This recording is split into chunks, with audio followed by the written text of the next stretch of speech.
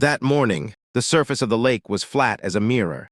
Then the sound hit, metal grinding into earth, diesel fumes splitting the clean air, a yellow dozer the size of a small house, pressing its blade against the fence I had built with my own 2 hands. Pamela Covington stood behind it, sunglasses hiding her eyes, lips drawn into a thin, satisfied line. She thought this was my ending. What she didn't know was that I had been preparing for this exact moment for 6 months. Drop a comment below and tell me where you're watching from. And let's find out who ends up in handcuffs today. The first morning I woke up on my own land. I did not move for a long time. I lay in the sleeping bag I had been using during construction. The permanent bed was still 2 weeks from being finished, and I simply listened. No traffic, no elevator chimes, no notification sounds from an office phone. There was only the wind threading through the willow branches along the eastern fence line, the occasional hammering of a woodpecker somewhere deep in the tree corridor to the north, and the low silver sound of Cedar Lake turning over against its gravel bank 40 yards behind the house. I was 41 years old. I had spent 15 years working as a structural engineer on commercial projects that made other people wealthy and left me with a precise understanding of how things hold together under stress. And I had finally, deliberately walked away. Not from exhaustion, but from a plan I had been executing for a long time. The 2 acres I now owned in Millbrook County had cost me $187,000. That was significantly below market value for lakeside property in this region, and the reason was straightforward. The place had been abandoned since 2009, when the previous owners surrendered their equity to the recession and simply stopped returning. What remained when I first walked the property was a main structure whose roof had begun to fold inward along the ridge, a barn with foundation cracks running diagonally through 3 walls, 200 ft of fence line that had been completely overtaken by blackberry and windthrow, and a shoreline so dense with invasive common reed that the water was invisible from the house until you were practically standing in it. Most prospective buyers walked the property once and kept going. I walked it twice and made an offer the same afternoon. 14 months of work followed skilled, deliberate work that I had planned on paper before the first tool came out of the truck. The roof came down to bare rafters and went back up in standing seam metal, the kind that sheds ice and handles freeze-thaw cycles without complaint for decades. The barn foundation was repointed, reinforced, and converted into a proper workshop with poured concrete flooring, task lighting on adjustable tracks, and storage built for tools that take years to accumulate correctly. I drilled a private well to the aquifer, ran a solar array across the south face of the barn roof, and wired the house for a battery backup system that carried the property through 3 nights of cloud cover without dropping below 80%.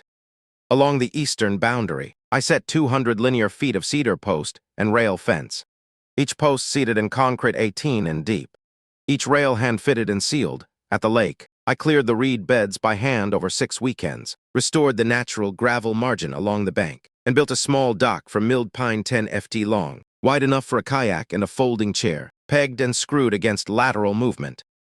The sensory memory of those 14 months settled into the property itself.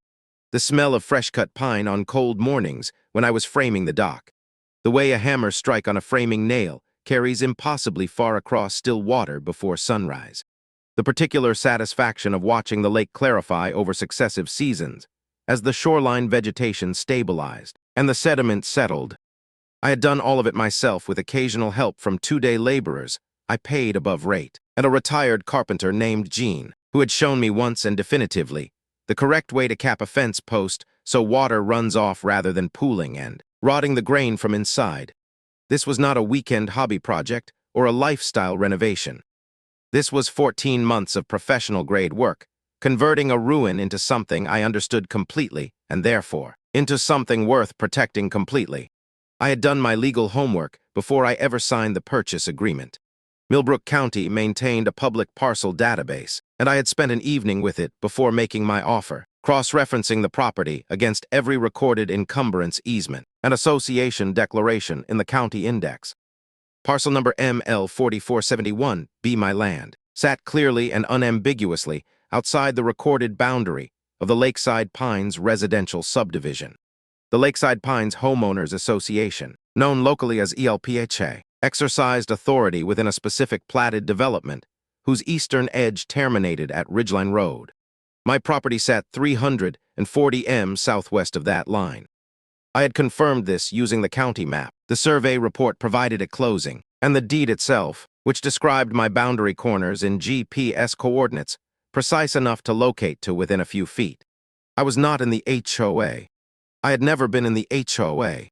That fact was a primary reason I had chosen this parcel over two others I had considered seriously. It was a Tuesday afternoon in late spring when a black sedan pulled to a stop at my front gate. The woman who stepped out was perhaps 52, dressed in a navy blazer over dark slacks, hair in a precise bob, a clipboard in her left hand. She moved up the gravel drive with the particular ease of someone who has never, in recent memory, been told no by anyone she considered beneath her. Her name was Pamela Covington, four-term president of LPHA, a title that clearly meant everything to the person holding it. She looked over my restored property from roofline to fence rail, with an expression I recognized from years of project meetings, not admiration, but appraisal, the look of someone calculating what something is worth before deciding how to take it. She introduced herself and then, without any rhetorical transition, informed me that the LPHA board had voted to extend its community service area and that my property would be automatically incorporated into the new management zone beginning next quarter. This would involve an annual membership contribution of $2,400, compliance with a 47-clause CC&R document, and what she described as exterior aesthetic alignment with the standards of the surrounding community. I asked her one direct question. Did my parcel fall within the legal boundary of LPHA's recorded jurisdiction? She gave me the smile of someone unaccustomed to being questioned, patient, slightly amused, slightly contemptuous, and told me that LPHA had the authority to expand its community footprint, and that I would find cooperation to be in my best interest. She placed a blue envelope on the gate rail and walked back to her car. Inside the envelope was a document headed Notice of Mandatory Membership, bearing the LPHA seal and Pamela Covington's signature. I did not raise my voice. I examined the envelope, turned it over, noted the absence of a postmark. This had been hand-delivered, not mailed, then folded it and put it in my jacket pocket. I poured a cup of coffee and took it out to the dock. I sat there for a while watching a great blue heron work the shallows to the north. Then I went inside and pulled my filing box from the hall closet. I needed to read every document in that box again tonight carefully, with fresh eyes. Before I went back inside, I paused at the eastern fence line and counted the cedar boundary posts in the fading light. 12. All 12 standing solid, exactly where I had set them. I counted them without fully understanding why, but something in me already knew the number mattered. That same night, I spread the complete contents of my land purchase file across the kitchen table under the overhead light. The fireproof box had been a habit from my engineering years, when the loss of a single stamped document could delay a permit by 3 months and cost a client real money. What came out onto the table represented the full legal picture of what I owned. The recorded deed from Millbrook County, bearing parcel identifier ML4471B. The survey report issued by Consolidated Land Survey, dated the 14th of March in the year of purchase. My title insurance certificate, and the chain of title confirmation, showing clean ownership with no liens, no encumbrances, and no recorded easements other than a narrow utility right-of-way along the northern edge. Besides these, I opened my laptop and pulled up the LPHA's own CC&R document from the county's public records portal. The same document Pamela had referenced, and searched it methodically. The answer took less than 40 minutes to confirm, and it was not ambiguous in any direction. My deed's boundary coordinates placed every edge of my property outside the platted Lakeside Pines subdivision. The survey report carried a specific notation in its summary section, stating that the subject parcel shared no boundary with and was not encumbered by any homeowners association declaration on record in Millbrook County. When I searched the LPHA's CC&R document for my parcel number, the result was 0 entries. No reference, no mention, no footnote. I then located the relevant section of the state's Homeowners Association Act through the state legislature's public code portal. The statute was clear on the question of post-sale annexation. No real property could be brought under an HOA's governing authority after transfer of ownership without either the written, notarized consent of the current owner or a court order issued by a county judge. There was no mechanism for automatic incorporation, no administrative pathway for community footprint expansion. Pamela's notice of mandatory membership was not a legal instrument. It was a document designed to look like one. The following morning, I made 2 calls from the kitchen table before the coffee had finished brewing. The first was to the Millbrook County Sheriff's Office records desk, where a clerk confirmed after a brief search that no active orders, liens, or enforcement actions were associated with parcel ML 4471B.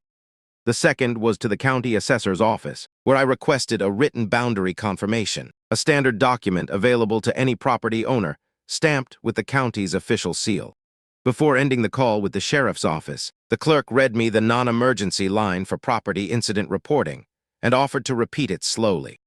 I wrote it on the back of a business card and pressed it to the refrigerator door with a small magnet. I did not think much of that act at the time.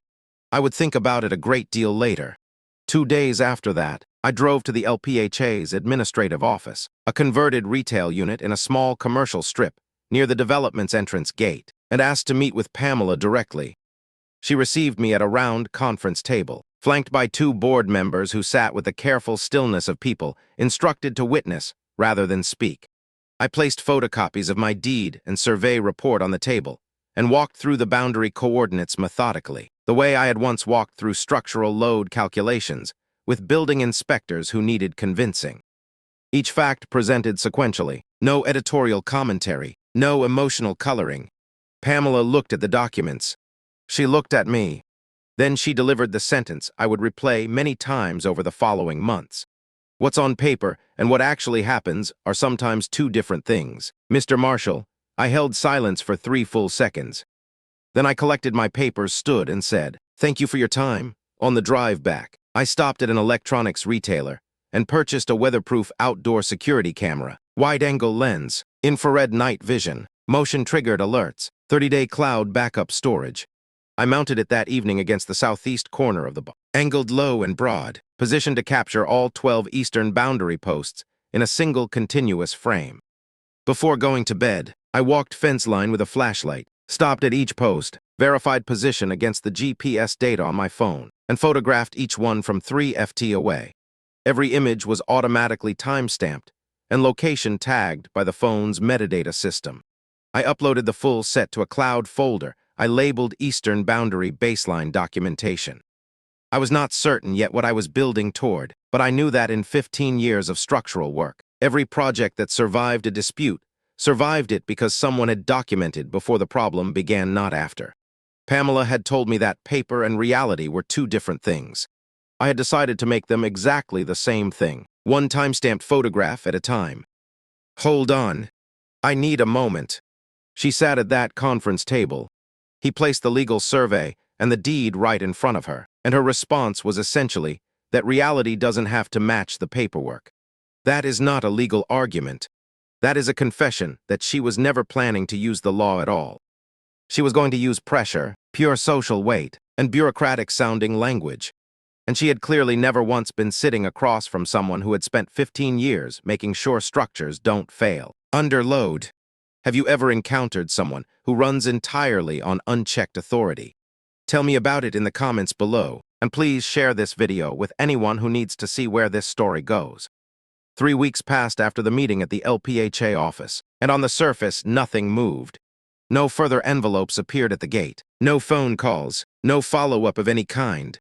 I used the time to finish the western fence run, schedule my remaining lumber order for the storage linta behind the bar, and begin seasonal shoreline maintenance before the first frost locked the ground. In retrospect, the quiet was not stillness on Pamela's part. It was preparation. When the campaign started, it started on 3 fronts at the same time, which told me something important about who I was dealing with. This was not an impulsive person lashing out. This was someone who had run this particular play before, on other people, and expected it to work the same way again. The first move arrived on a Wednesday morning, when my lumber delivery failed to complete. The driver called me from his cab. He had turned onto my access road from Ridgeline Road and found 2 SUVs parked crossways blocking the lane. A man in a reflective vest had approached his window and told him, using official-sounding language, that the road was currently under easement review, by LPHA Community Services, and that commercial vehicles could not proceed.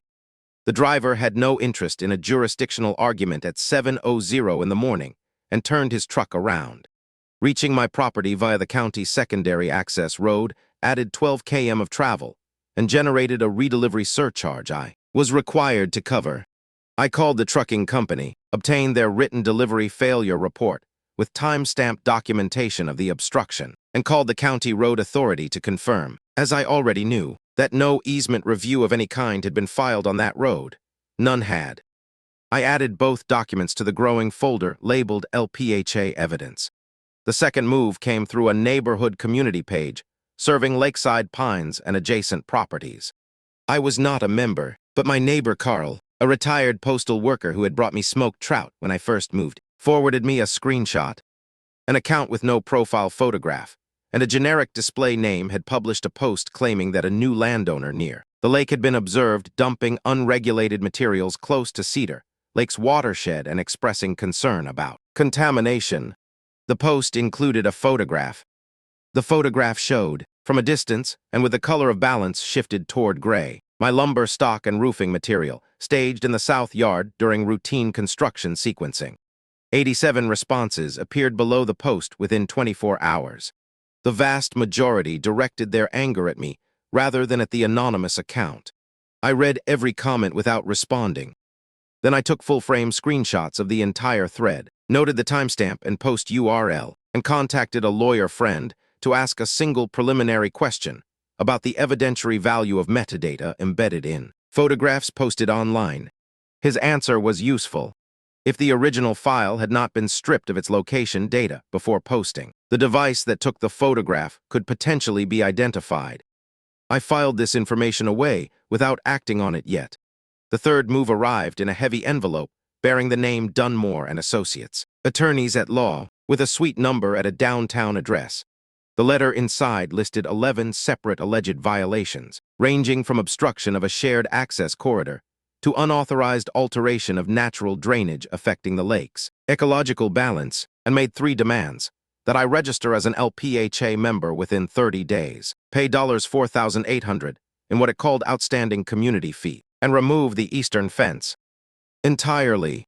I read the letter twice. Then I examined the envelope. There was no genuine postage cancellation.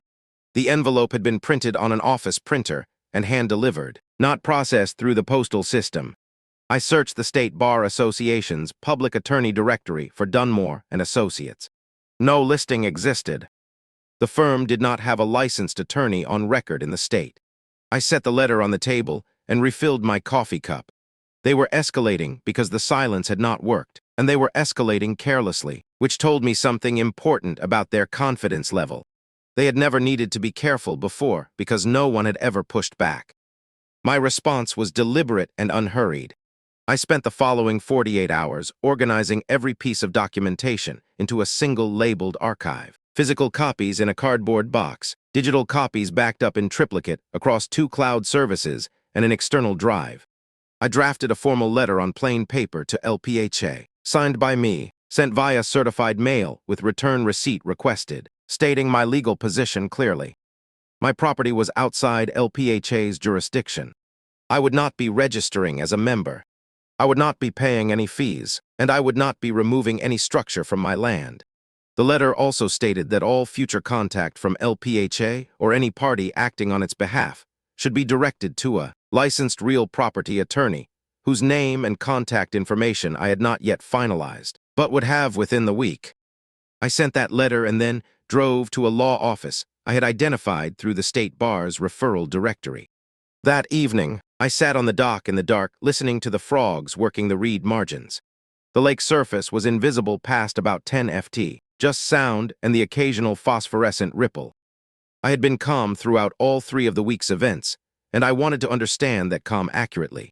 It was not indifferent. The lumber blockade had cost me real money. The online post had been read by people in this community who did not know me. The fake legal letter had been designed to intimidate. All of it had been deliberately aimed, but Pamela was operating on the assumption that escalation would produce capitulation, and every step she took was producing something else entirely, a longer paper trail, cleaner documentation, and a more precise understanding on my part of exactly how far she was willing to go. Every move she made was narrowing her own options. The only question was whether she would recognize that before she ran out of room or after.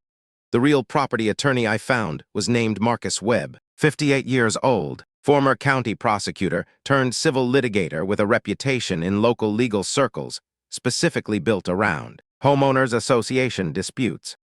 His office walls displayed a state bar excellence citation and a framed photograph with the governor, neither of which he mentioned. He mentioned instead, when I sat down, that he had handled in the past 4 years and had lost exactly none of them.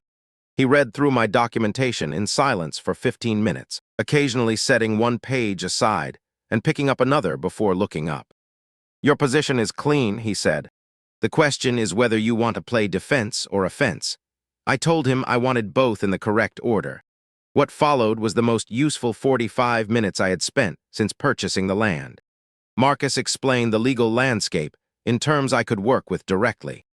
LPHA had no standing to pursue any civil claim against me for any alleged violation, because they were not a legally interested party in relation to my property. On the criminal side, however, the picture shifted significantly if LPHA or any party acting under their direction physically crossed my recorded boundary or caused damage to anything on my land. That would constitute criminal trespass under the state penal code, entry onto private property after receiving written notice prohibiting entry, and criminal mischief if any damage resulted with the severity scaling upward based on dollar value of the harm caused.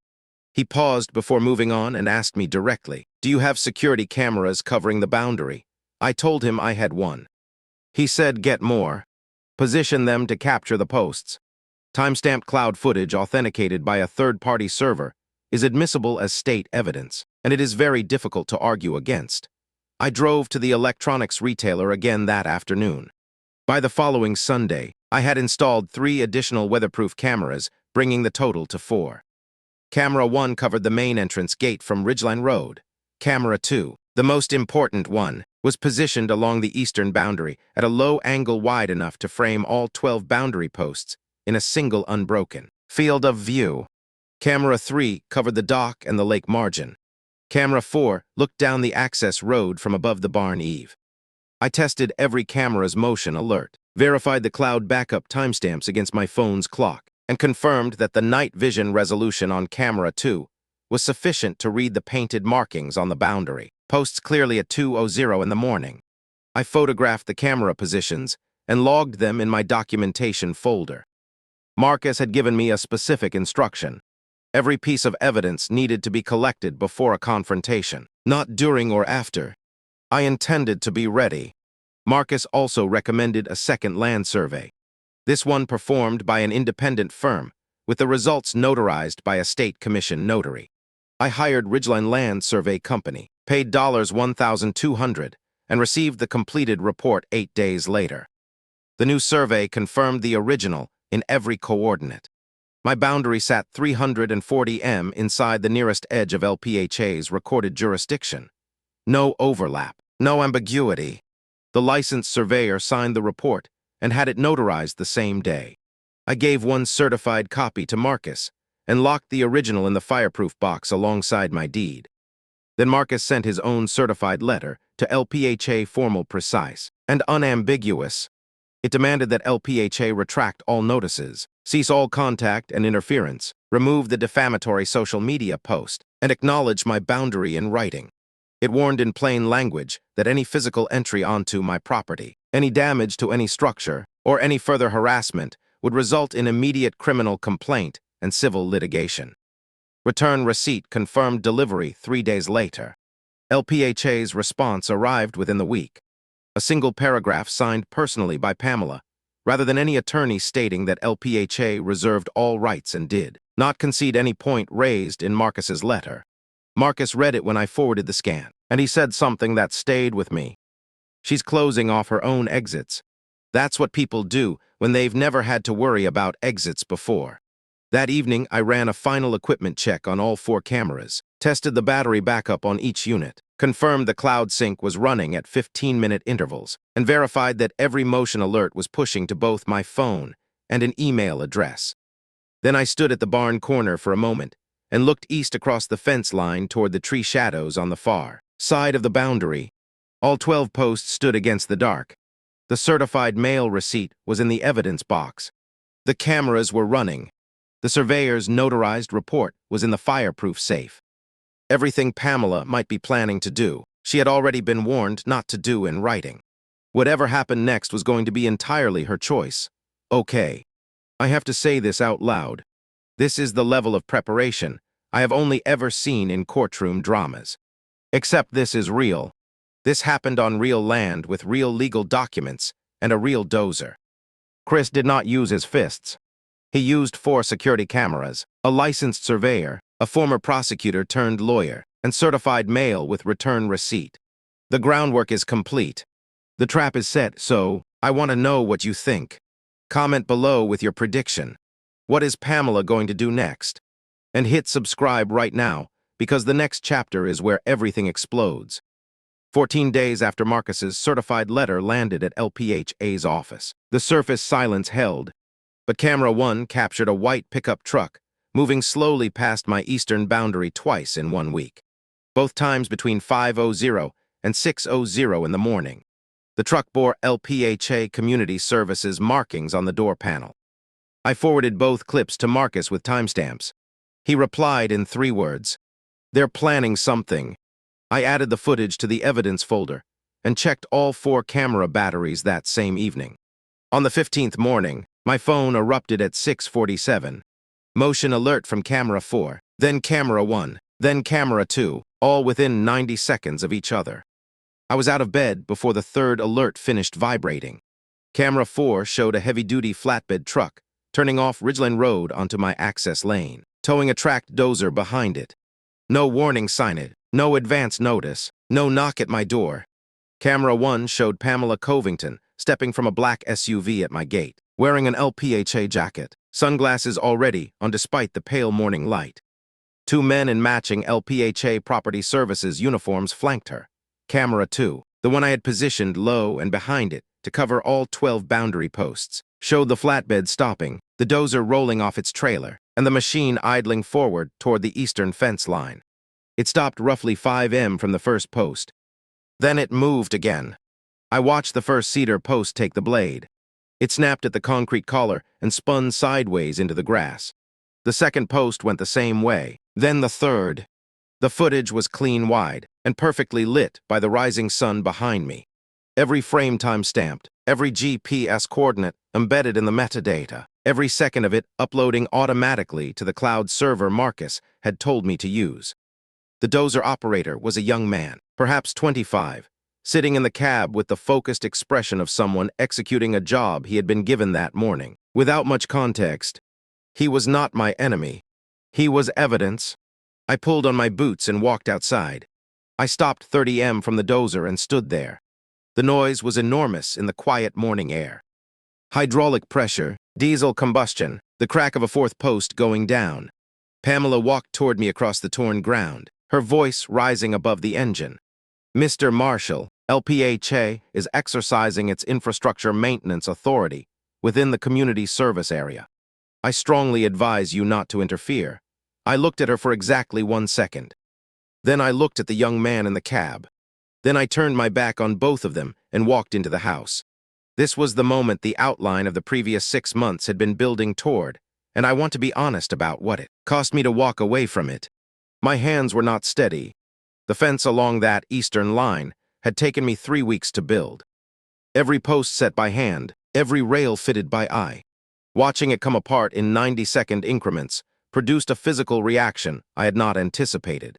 But I also heard Marcus's voice from our first meeting, clear as a struck bell. The first person to lose composure is the first person to lose the case. I walked into the kitchen, picked up the business card from the refrigerator door, and dialed the non-emergency property line for the Millbrook County Sheriff's Office. When the dispatcher answered, my voice was level. I identified myself, gave my address, described the vehicles by make and color, read the plate numbers I had written down from the camera footage, stated the number of individuals present, and described the equipment being used. Then I said, "I have 4 security cameras recording continuously. The footage is currently uploading in real time to a third-party cloud server. I am requesting law enforcement response for criminal trespass and criminal mischief in progress. The dispatcher confirmed a unit was en route. Estimated arrival 8 minutes. I went back outside and stood at a distance, filming with my phone as a secondary record. Pamela noticed me standing there and called across the noise. "You have no legal recourse here, Mr. Marshall. This is a board-authorized community action." I checked my watch. I did not reply. Post number 5 had just come down. 6 remained standing. 6 minutes left on the estimated arrival. At 7:03, 2 sheriff's vehicles turned off Ridgeline Road and rolled up the access lane. Light bars running, but sirens off.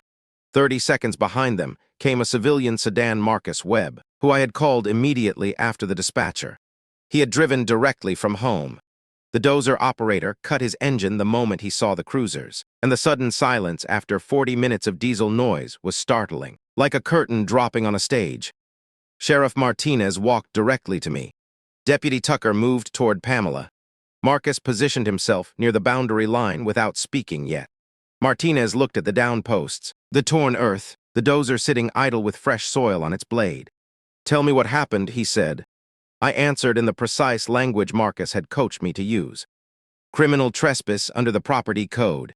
Entry after written notice prohibiting access. Criminal mischief. Willful destruction of private property. The individual directing the operation is Pamela Covington, LPHA Board President. I have certified mail proof. She received legal written warning 14 days ago. I have continuous camera footage from 6:31 this morning, showing the vehicle entry, the equipment deployment, and the boundary crossing, all time-stamped and currently stored on a third-party cloud server." Martinez looked at me steadily for a moment then, said, "Show me." I handed him my phone. He watched 2 minutes of camera 2 footage without speaking. The dozer rolling forward, the first post snapping, the second following it, Pamela standing 20 ft back with her arms crossed. He handed the phone to Deputy Tucker, who watched the same footage, and then walked back toward Pamela with a different quality of attention than she'd had before. Tucker asked Pamela directly, "Do you have a court order or written authorization from the property owner permitting entry onto this parcel today?" Pamela's answer came in the tone of someone reciting a prepared statement. "LPHA has authority under its community service charter to conduct infrastructure operations within its designated area." Tucker did not change her expression. "Does that charter include this parcel, ML 4471B, according to the county's recorded plat map?" A pause. "We are into the process of formalizing that boundary. Tucker, do you have a court order for today's entry onto this property?" 3 seconds of silence. "No." Marcus stepped forward and handed Martinez a sealed envelope, the notarized survey report deed copy, the full correspondence chain, including the certified mail receipt bearing Pamela's office signature, and the written legal warning letter dated 14 days prior. He spoke briefly and without drama. "My client's property has no recorded connection to LPHA's jurisdiction." The certified warning letter was signed for by LPHA staff on the date shown. Today's entry, after that documented notice, meets the statutory elements for criminal trespass. The property damage meets the threshold for criminal mischief at the felony level, given estimated replacement cost. Martinez read the receipt. He looked at the survey boundary. He looked at the dozer. Then he turned back toward Pamela with a different posture entirely. "Mrs. Covington, I need you to remain on scene. I also need the name and contact information for the equipment operator and whoever contracted the rental." Pamela's composure showed its first fracture. Her sunglasses were still on, but her voice thinned slightly. "I would like to speak with my attorney before providing further information." Martinez's reply was calm and absolute. "That is your right, but you are not free to leave this property until I have completed my preliminary documentation." The dozer operator sat on the running board of the flatbed and cooperated completely. He had been hired through a freelance contracting application that morning, had received a verbal job description only, had no written work order, and had not been told anything about a property dispute or a prior legal warning. He produced his phone to show the original booking timestamped at 5:51 that morning, less than an hour before arrival. His cooperation and the absence of any written contract between him and LPHA meant one thing legally. There was no buffer between Pamela and the liability. Every decision, every instruction, every action taken that morning traced directly back to her. I stood near what remained of the eastern fence line. 6 posts still standing, 6 down in the grass. Their concrete bases cracked and exposed. The camera 2 housing was untouched. It had been mounted on the barn corner 20 m back, well outside the dozer's path, and it had recorded everything. I looked at the time stamp on my phone 7:22. 35 minutes from first alert to law enforcement on scene, documentation in hand, and the person who had ordered a machine onto my property standing beside a patrol vehicle, no longer giving instructions to anyone. I genuinely cannot process the level of miscalculation happening here. She showed up in person without a court order, without a written contract with the operator, after receiving a certified legal warning 2 weeks earlier, and then demanded her right to an attorney when asked for a name. That is not arrogance. That is someone who has been doing this for so long to so many people that she stopped believing consequences were a real thing that could apply to her. Comment right now. What charges do you think she ends up facing? The answer is coming in the next chapter, and it is very specific. The scene at the eastern boundary took 2 hours to fully process. Martinez called for backup. A third sheriff's vehicle arrived within 20 minutes, along with a county field investigator, whose job was to document the physical damage in the precise terms required for criminal charging. Yellow tape went up around the torn section of fence line. Not construction tape, not safety tape, but crime scene tape, the kind with the county seal printed at intervals. I watched the investigator photograph each down post, measure the displacement of each one from its concrete base, and record the dozer's track impressions in the soil as a documented path of entry crossing the recorded boundary line. The accounting was specific. 6 cedar posts destroyed, each valued at approximately $300 installed, total $1,800. 40 linear feet of cedar rail fence knocked off its mountings, with repair and reset labor estimated at $4,200. Total documented property damage, $6,000 even. That single number mattered legally, because the state's criminal mischief statute escalated from misdemeanor to state jail felony at the $2,500 threshold. We were more than double that figure before the investigator closed his notebook. Marcus walked me through the charging framework quietly, while Martinez continued working with Pamela near the patrol vehicles. Criminal trespass, entry onto private property after receiving written notice prohibiting such entry. The certified mail receipt with LPHA's signature satisfied that element completely. And the charge carried a Class A misdemeanor classification with a maximum of 1 year in county jail and a $4,000 fine. Criminal mischief at the felony level, destruction of property valued above $2,500, carrying a state jail felony classification with a sentencing range of 180 days to 2 years in a state facility and fines up to $10,000. And because Pamela had been physically present and had verbally directed the dozer operator, I had footage of her pointing and speaking while the machine was running. She could not position herself as a passive bystander. Principal liability attached to the person directing the conduct, not only to the person holding the controls. Martinez came back to where I was standing near the barn with a clipboard and a form. He was professional and direct in the way that experienced officers are when a situation has resolved itself cleanly into documented fact. Mr. Marshall, we are opening a criminal mischief case and a criminal trespass case. Mrs. Covington will receive a formal citation today. The file goes to the county district attorney's office for charging review. Given the documented evidence, I expect you'll hear about formal indictment within 4 to 6 weeks. I need your victim's statement now if you're ready. I signed the statement form without hesitation. My hand was completely steady. The moment Pamela stepped out of the patrol vehicle to receive her citation was quiet and public in equal measure. 2 of our own board members had arrived at the scene sometime during the processing. I did not know if they had followed the vehicles or received a call, and they stood near the gate watching. Several residents from Lakeside Pines had slowed their cars on Ridgeline Road when they saw the tape and the cruisers, and a small cluster had gathered at a respectful distance. Pamela walked the 10FD from the car to the deputy without her earlier posture. The citation form official numbered, bearing the county seal, listing both charges and a mandatory court date. was placed in her hand. She looked down at it. She did not speak. The dozer operator shook my hand before he left. He was cooperative, contrite, and visibly relieved that his role had been understood accurately. "I'm sorry, man," he said. "I genuinely didn't know what this was. I told him I believed him because I did." The booking timestamp, the absence of any written work order, and the blank look on his face when the first cruiser appeared had all told the same story. He was a witness, not a conspirator. His testimony, should it be needed, would be straightforward and consistent. By 9:30, the tape was still up. The dozer sat immobile on its trailer pending evidence documentation, and both cruisers remained on scene completing their reports.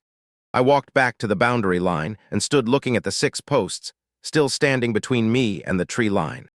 The 6 that were down could be reset. The fence could be rebuilt, stronger this time with steel sleeves inside the concrete collars. But what the camera had captured during those 40 minutes of engine noise and torn earth could not be unrecorded, could not be erased from a cloud server in 3 jurisdictions, and could not be argued away by a letter from a firm that did not exist.